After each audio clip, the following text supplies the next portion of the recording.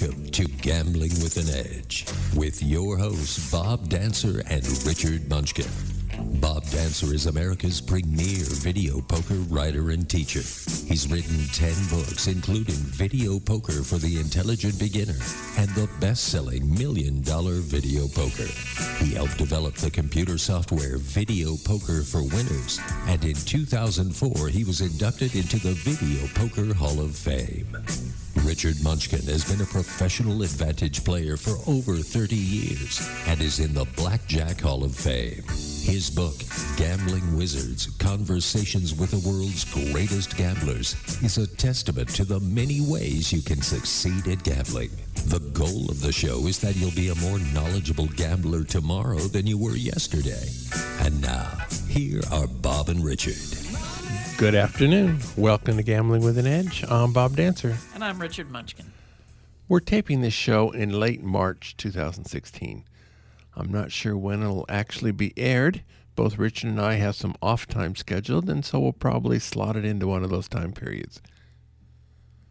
Our guest today is Duncan, the webmaster of thepogg.com. That's THEPOGG.com.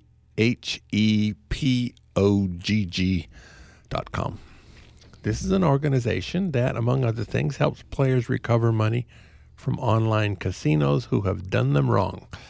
Duncan, welcome to Gambling with an Edge. Thanks very much. It's good to be with you. All right. How did you get started with the Pogg, and what the hell does that name mean?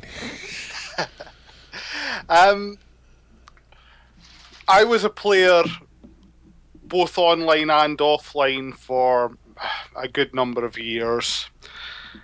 The travelling eventually got to me, and I wanted to have a more home-centred life. I looked at setting up another business related to gambling. What I saw in the market was a real gap for honest representation of players, fair treatment of players, and so I looked to set up a site that could assist players when they got into trouble online. As to what the name means, when I was setting up the site, we had the choice between going with a keyword-focused marketing sort of generic name that nobody remembers, or choosing a brand name that was intended, it would be more difficult to market on the search engines like Google, but was intended to be more memorable to players. So we went with the Player's Online Gambling Guide, or the Pogg. All right. It is memorable. I'll give you that. Thanks very much. All right. Now, what is bonus hustling, and what does that have to do with what you do? Well, if I'm honest about it, I don't really like the term bonus hustling. The word hustling has negative connotations. That's like a street corner con artist. I used to call it bonus hunting. I really far prefer that phrase, bonus hunting. Advantage player or bonus hunting. There's nothing ethically wrong with what you're doing, though many operators would disagree with that. The premise behind bonus hustling is that you use the promotional offers provided by online casinos to gain an advantage over the game. And you only ever play when you have an advantage. It doesn't have a lot to do with what we do just now. Don't get me wrong, we do provide a resource, a separate site, Pogg Strategies, that provides information on optimal playing strategies, mathematically optimal playing strategies for the majority of online casino games. But we don't provide a lot of information about actually beating the games. The reason for this is that as we mediate disputes between operators and players, being seen to distribute information on how to beat operators would cause many operators to just walk away from us without talking to us. We have to work quite a fine line so that we can support players as much as they can when they do get into genuine trouble. Well, and actually, I have to say, I think that is a much, much more valuable service to the players. Having someone who will step in and mediate disputes is way more valuable than teaching them how to play the games optimally. I mean, the smart players will figure out how to play optimally, and it's probably better that you're not teaching them. That's exactly it. The truth is, there are many resources out there, or maybe many is an exaggeration, but there are already resources out there that do a fantastic job of teaching players how to play, how to beat games. The resource that really springs to mind to me would be Beating Bonuses. That was a very online-focused site. It's still in operation today, and it's still got some of the best resources out there for players. Wizard of Odds was also really good. The market didn't need another site teaching players how to play. Yeah, but it desperately needs someone to mediate. Yes. Yeah, I do agree. There are don't get me wrong, we were not the first site to mediate. There are other sites out there. If I thought they were getting everything right, we wouldn't have set up our own service. And I still think that there's room for more services actually helping players.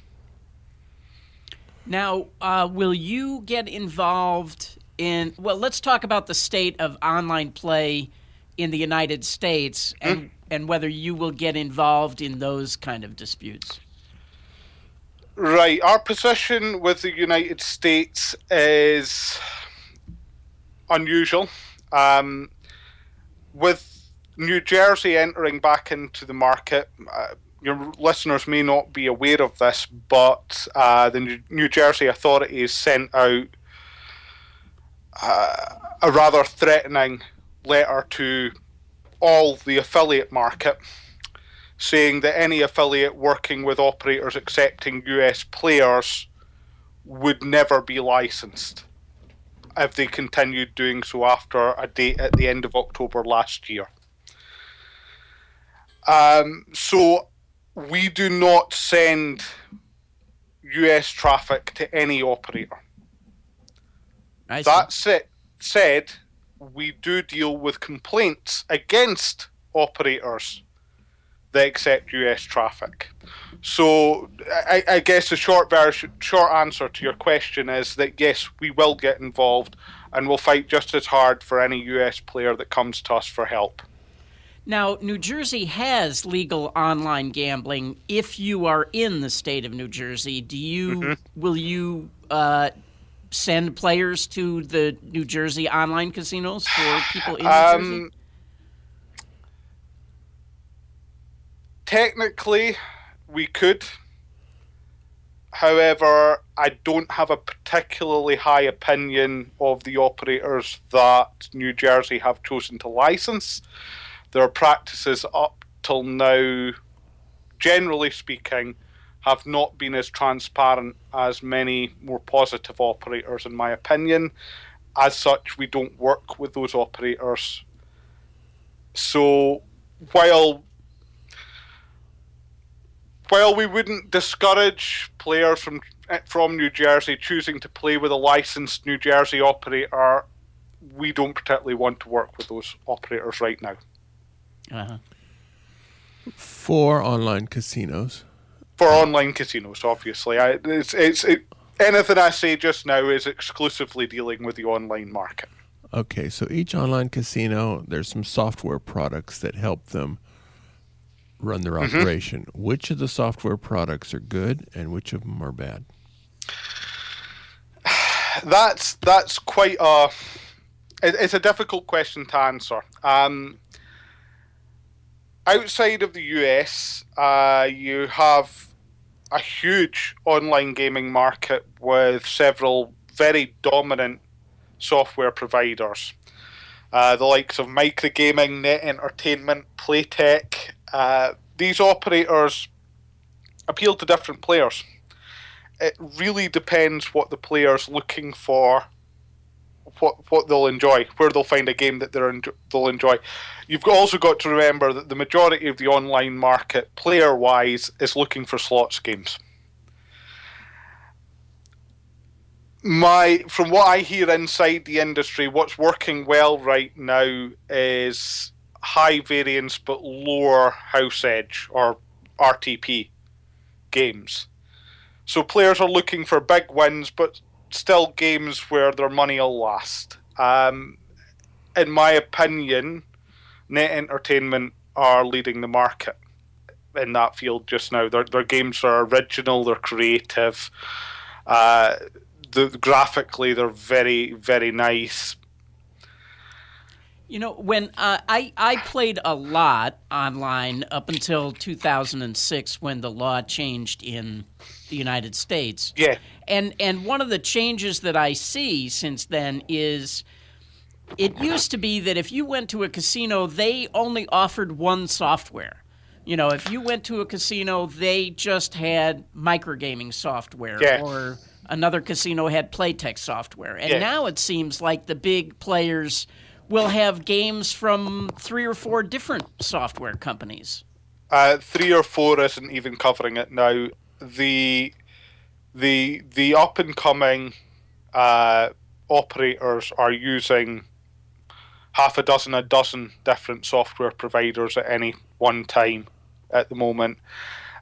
It's all about offering variety.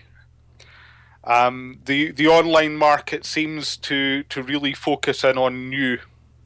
So by offering more software providers, you can provide more new games to your players.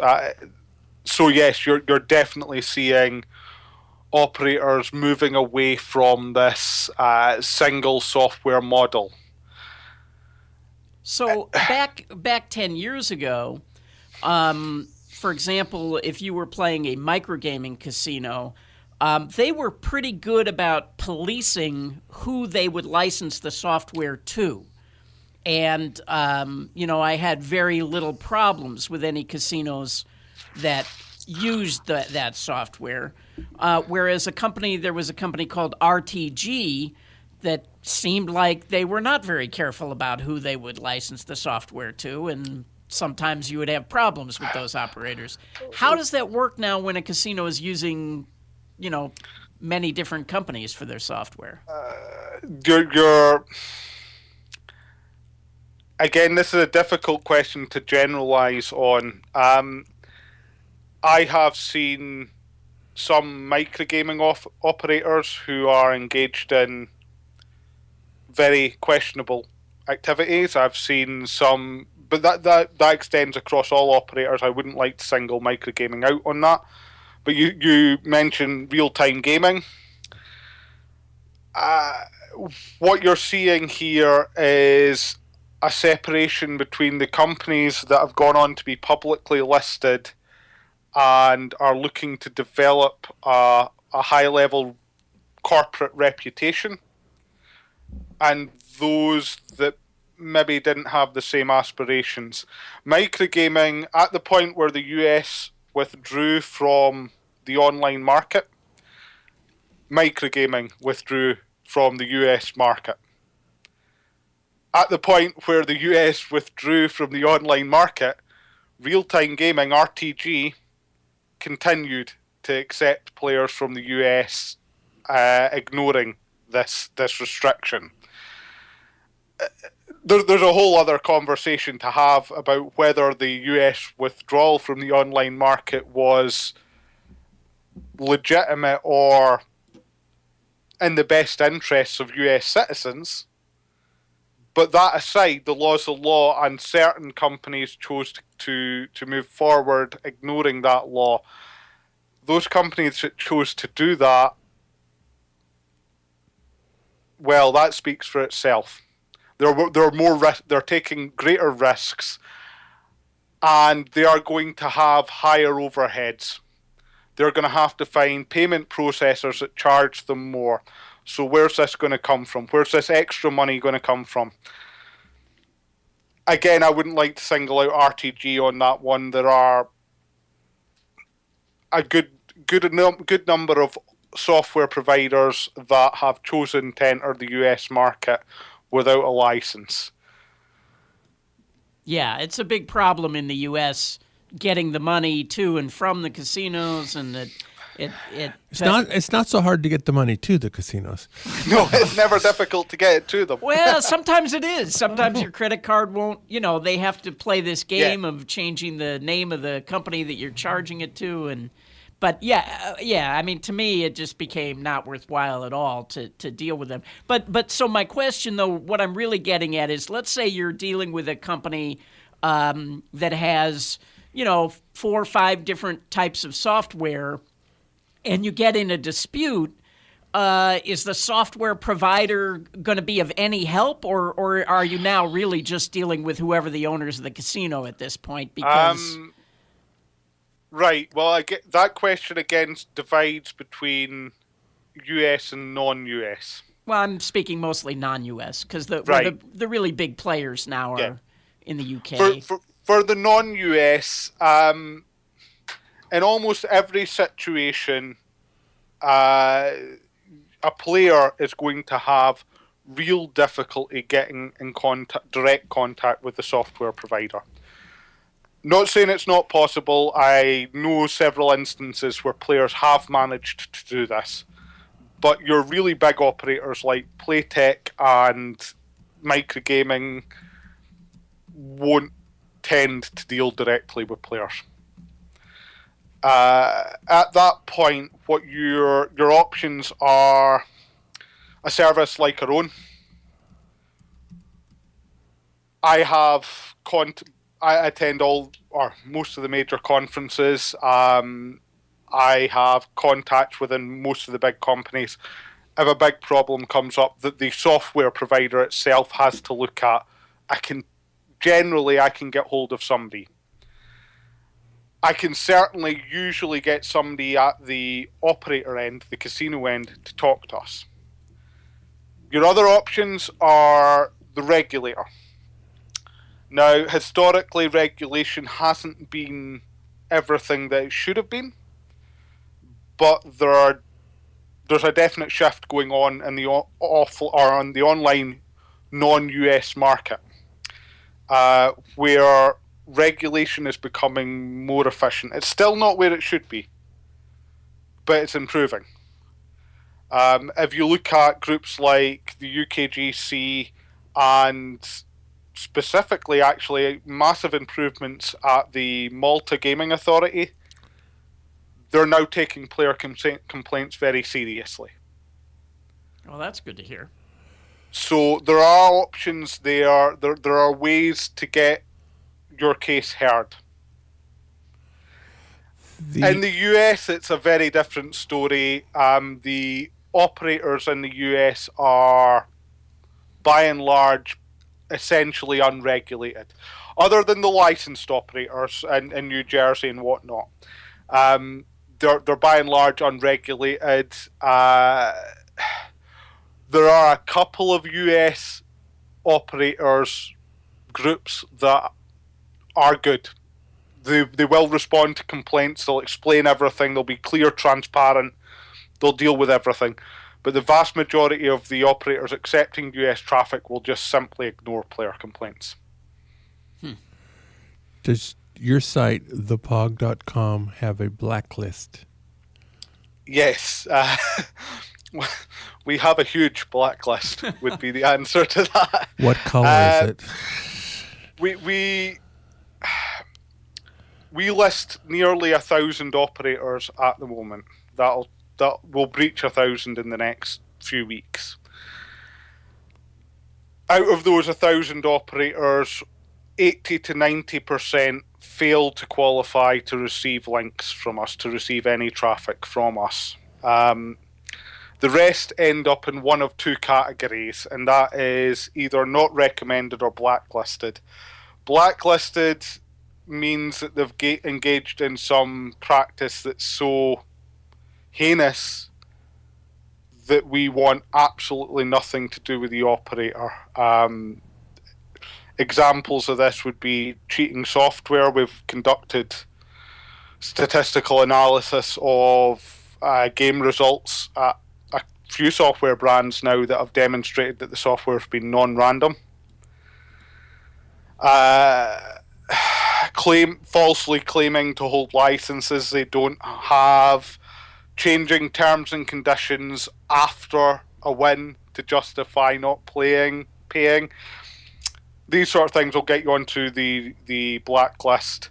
Our not recommended list is for more general, refused to discuss player complaints. It's practices that we don't want to be associated with, but maybe aren't as negative as the blacklisted properties. If I'm a sports bettor and I'm really good, which is not the case at all, but let's say I was really good and this site decided I was too good. They paid off my past bets, but 86 me, cut me off from making any future bets.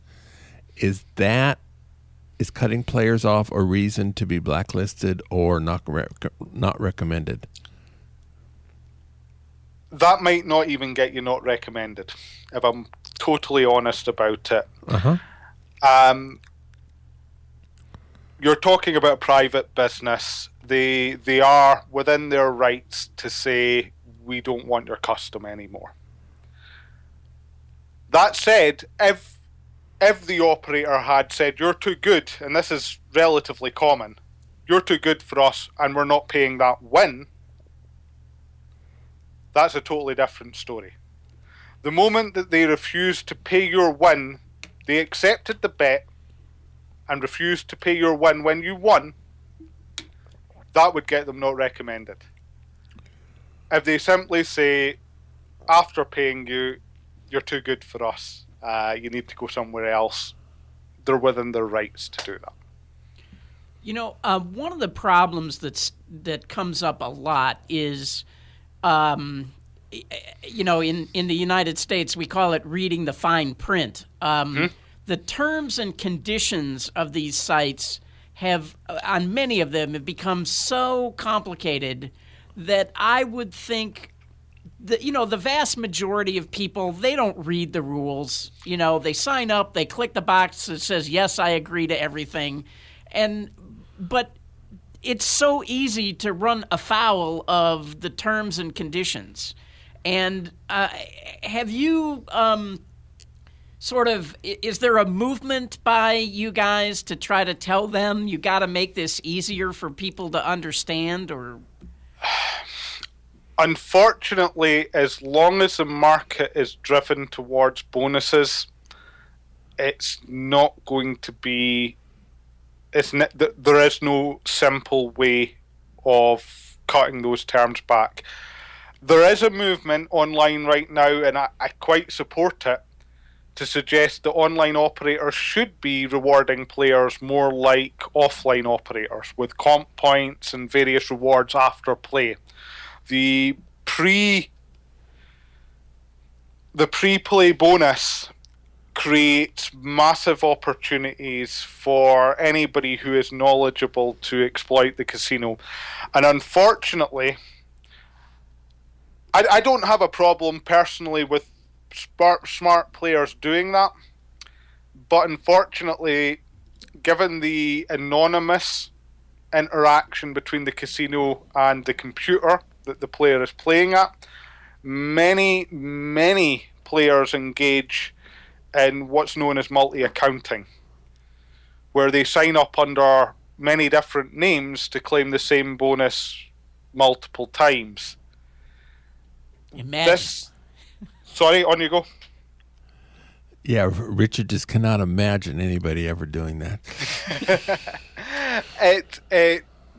It results in operators taking huge losses from what is technically having taken legal advice on this, technically an illegal practice.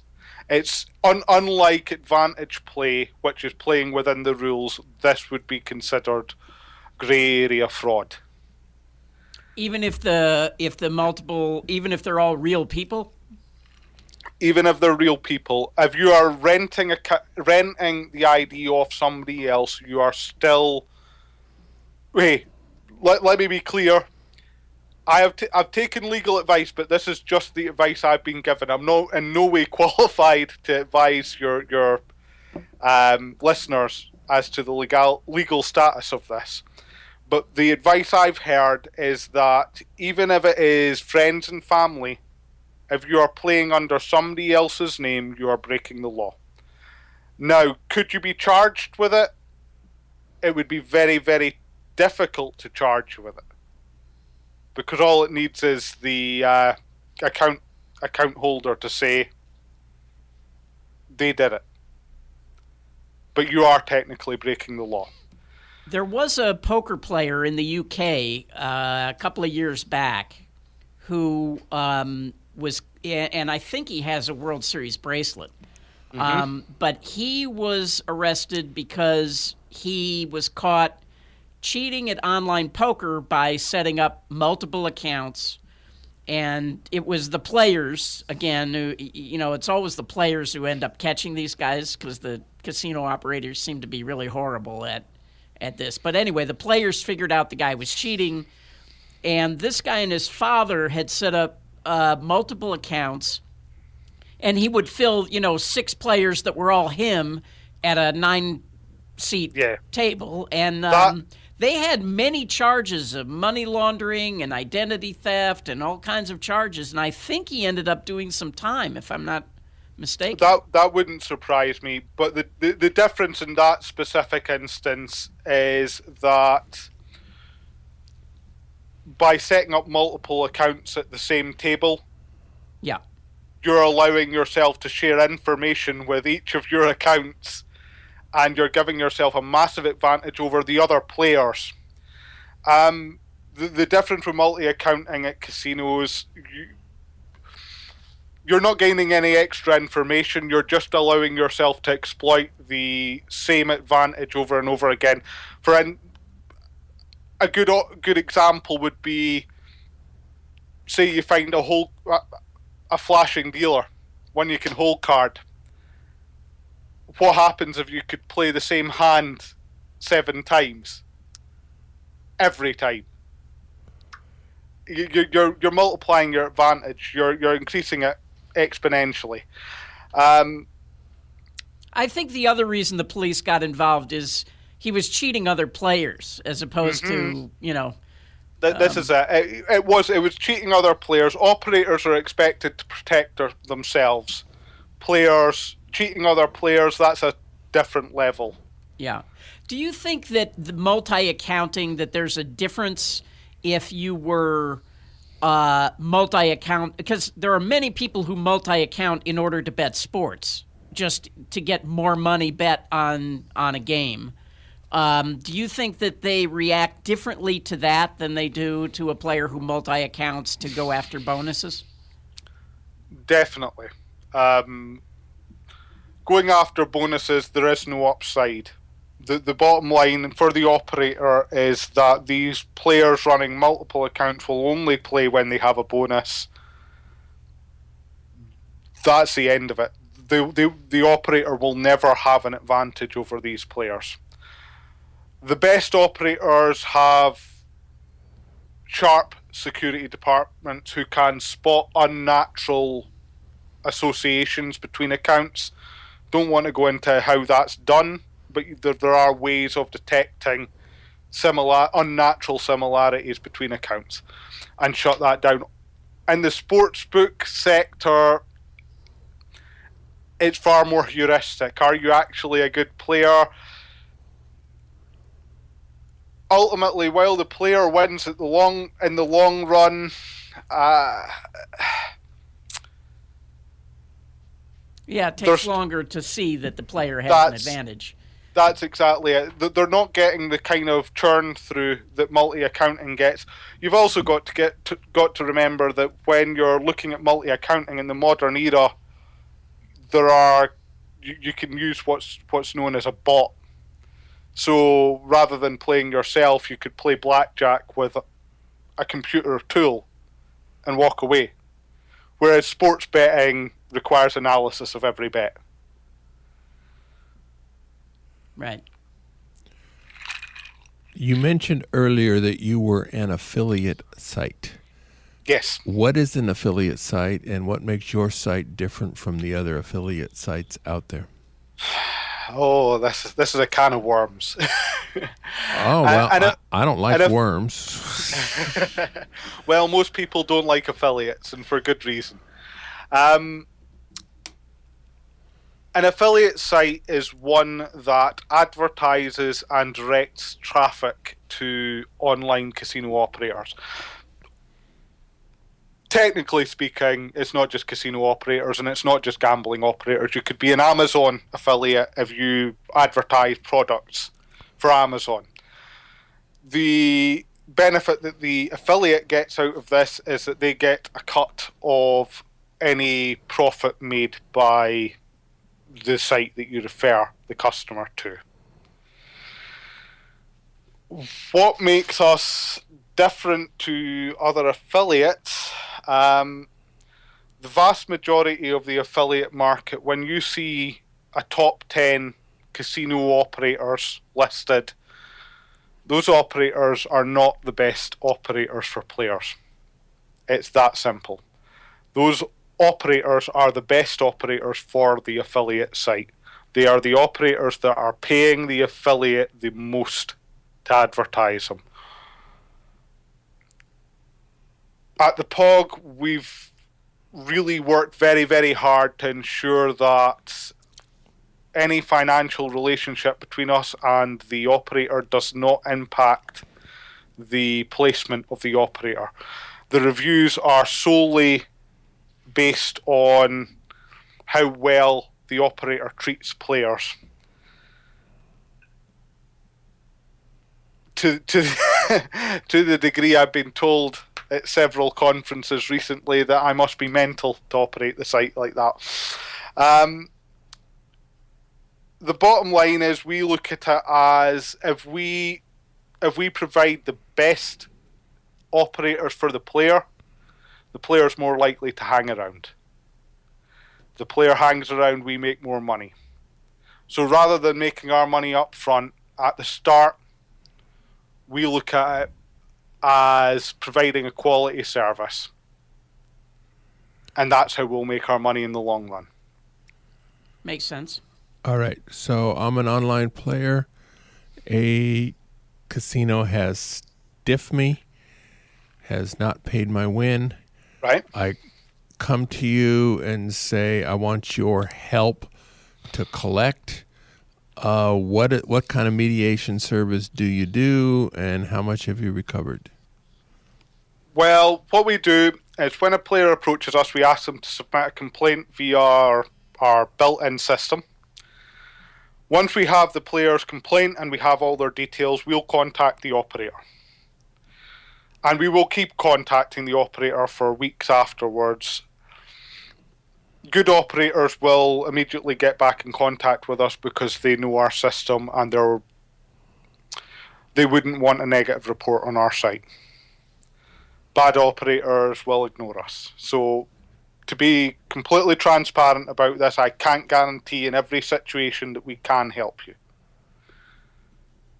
However, in the last 4 years, we've managed about 500 complaints for various players, and we've returned over $500,000 to players.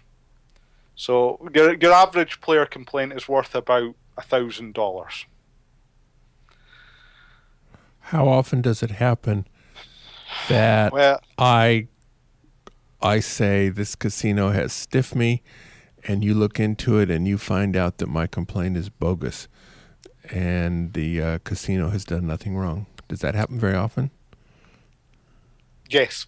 If I'm honest about it, it does. I would rather you are honest, actually. Yep. You look at two different scenarios here. One scenario is what we were discussing earlier, which is multi-accounters who are trying to use bad press to crowbar an operator into paying them when they don't deserve it. It's actually dropped off recently, but it was about 1 in 3 complaints. Other than that, you have players who, and this goes back to your question earlier about the complexity of terms and conditions. Players who haven't read the terms and conditions properly and who have broken the rules. Now, at that point, it becomes a discussion with the operator about whether the operator believes that the player did this intentionally and is just trying to run the system. That does happen. Or whether this has been an accident by a player who genuinely just has made a mistake. Yeah, my experience is that the rules are not applied consistently. You know, they sometimes they choose to enforce certain rules and sometimes they don't. And that comes down to perception. Let me give you an example here of how we would manage this. A common rule that is used just about everywhere now is a maximum bet when playing with bonuses. Variance is bad for the casino. They don't want you placing high variance bets. Boy, it took them a lot of years to learn that. Oh, it really did. I mean, Arnold Snyder was talking about that late 90s, early 2000s. Took them a lot of years to realise that. So now, most of the time when you're playing with a bonus, there is a maximum allowed bet. I have seen a couple of instances where an operator has allowed players that they claim are VIP players to exceed this maximum allowed bet. Over hundreds of deposits, hundreds of sessions, the player has been allowed to exceed the maximum bet and been paid out while they were winning small. Then when they hit a big win, I have seen the operator turn around and say, no, we're not paying that. These exceeded the maximum bet. These cases have been ruled in favour of the player. What about... You can't change the rules halfway through. It has to be a consistent application. If they've broken the rules before, you need to either refund all the losses previously, void all the transactions previously, or you need to pay this one and say they can't do that again. It's not fair to have it both ways where they allow it as long as it's a loss and then seize it as soon as there's a big win. Right. One of the problems now, too, is I'm sure you've run into this. There are a number of these casinos that you have a big win and, you know, suddenly the casino says, well, you're only allowed to cash out £2,000 a month, and so it's going to take you, 4 years to cash out your money. Are you running into a lot of those kind of complaints? We do run into some of them. It's far more common with operators that accept US players. Yeah, but even in the UK, like, for example, Golden Palace, just to rag on a particular casino. You don't want to start talking about Golden Palace. Yeah, I mean, they have a terrible history. Even the ones that are in the UK that are not taking US players, are most operators will set a reasonable. Hey, the best financed operators will pay out any win instantly, excluding progressive jackpots where they need to receive the payment from the network provider before they pay out.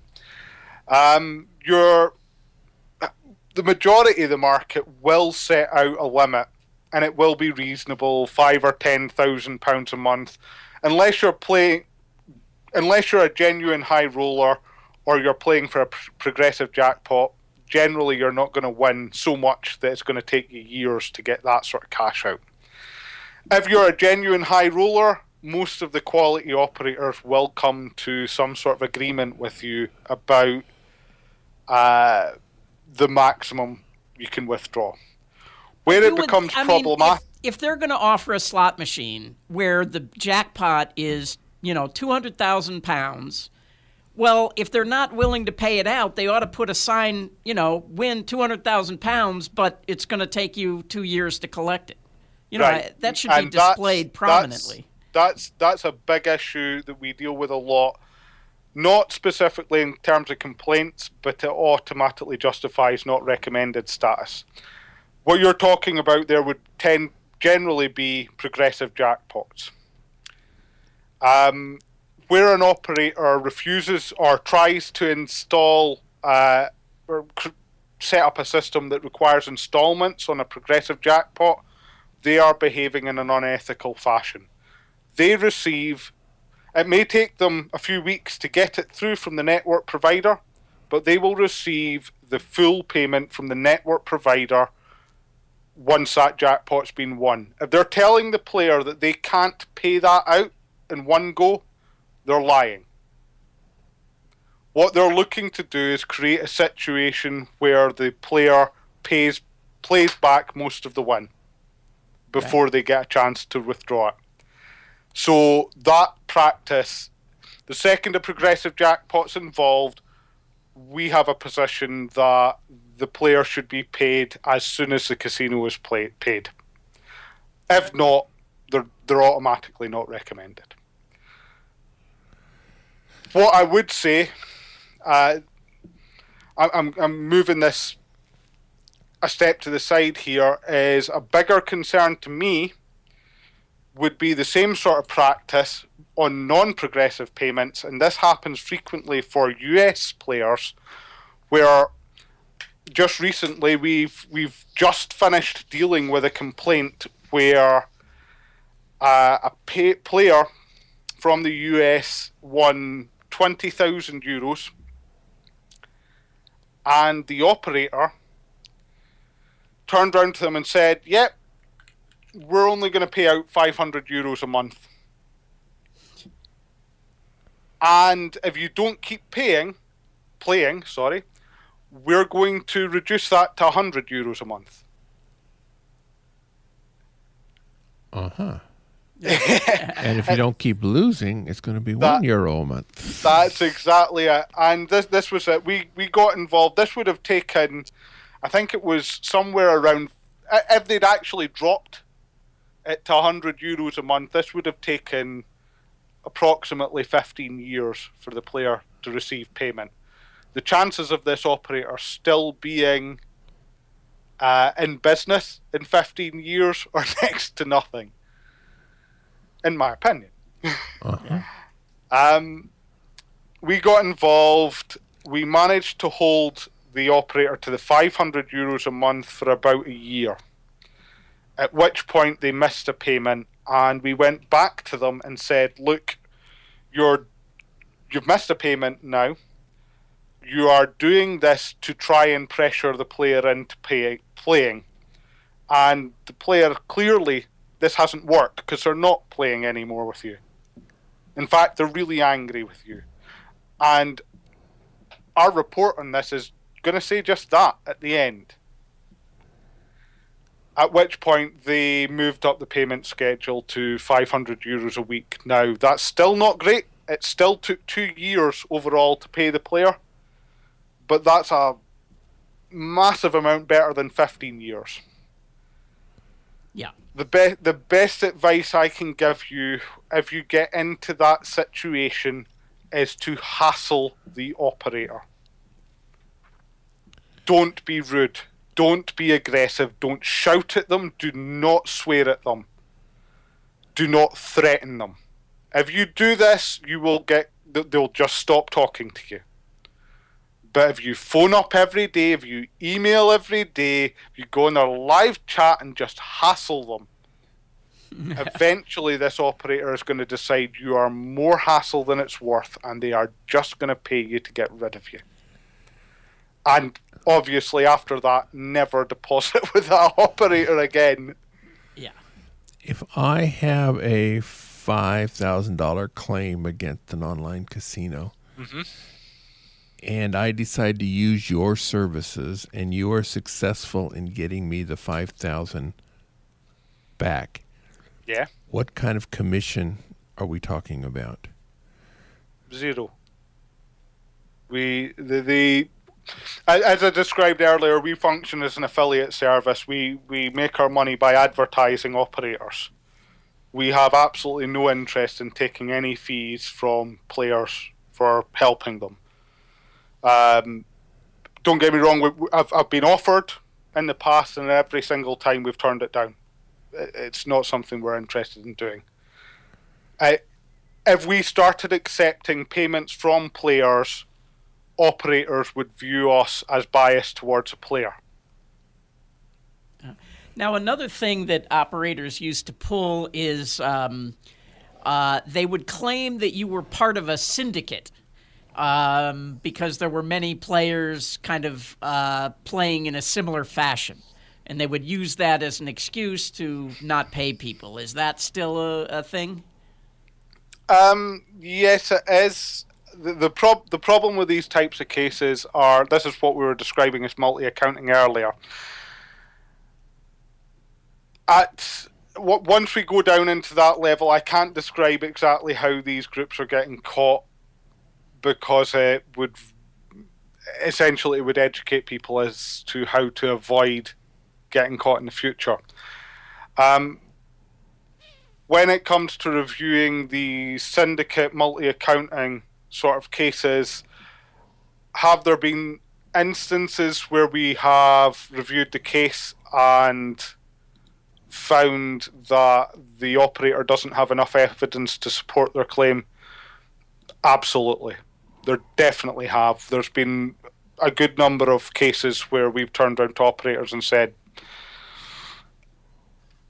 well, in many cases, it really is not multi-accounting. It really is somebody discovers a loophole or a game that's exploitable, and there are a bunch of players who are all playing the same game because it's exploitable. But they're not. It's not multi-accounting. You're absolutely right on that instance. I'm struggling to answer this question because there's a limited amount I can say. Okay, but it is still a danger. There are certain having dealt with a lot of these cases myself, I have seen how they have been represented on the forums and message boards afterwards, and the players involved quite often use the fact that my hands are tied in how much I can say to suggest that they haven't been doing something wrong. If you look at these cases individually, certainly if it was just as simple as a good advantage and lots of players played that, then you're absolutely right. There's no way we would favour the casino in that situation.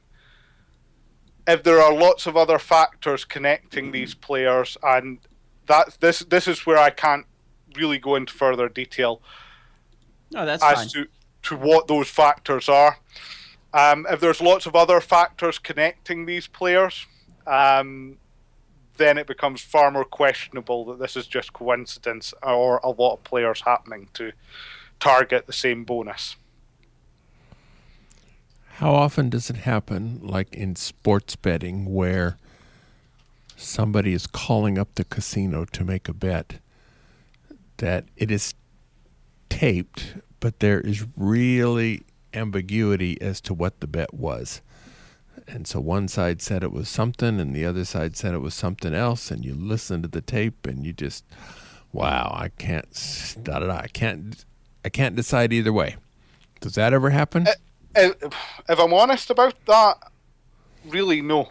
And that could be that we focus more on the casino market than the sportsbook market. Though we do accept complaints against sportsbooks. I'm yet to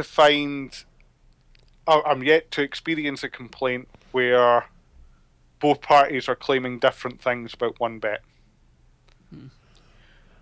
We're almost out of time. I did want to get to one thing about your site.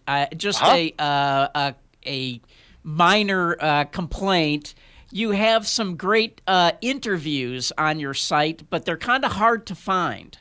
So, they absolutely are. We are in the process. In the last 6 months, we've launched 2 new sites, Pogg Strategies and Pogg Webmasters, comprising about 500,000 words and content, which has been my big focus for the last 18 months. Now that they're up and running, we're moving back to the Pogg itself, which will receive a redesign in the next 6 months, and these sort of articles are going to gain far more prominent placement, because I do agree the interview articles we have on site are some of the most interesting online. Very good. Now I know one just fascinating interview with a guy named Bob Dancer. Is there one? I did see that when I was going through the interviews that you were on. No, I suspect that's one of the minor ones. But anyway, we've been talking to Duncan at thepogg.com. Thank you very much, Duncan. It was very interesting. We'll be talking to you in the future. I certainly hope so. There's plenty more to talk about. Very good. We have 3 sponsors, and we're not going into great detail as to what they're doing this week because we don't know when this program is going to air. But the South Point has more than 10,000 games, returning more than 99%. Palms has drawings every week, and they have regularly gift cards that you can get in addition to the points. And videopoker.com is the best place to play lots of games. And you can get the show delivered to you while you sleep every week. You can sign up for that at iTunes, Stitcher, YouTube, or my site, richardmunchkin.com. We welcome your questions. You can send those to us at gamblingwithanedge@gmail.com or facebook.com/gamblingwithanedge, or you can tweet them at me at RWM21. For an archive of all of the old shows, you can find those at bobdancer.com. All right. Thank you, Duncan from the Pogg. Thank you, Richard. Go out and hit lots of royal flushes, everybody. Good day.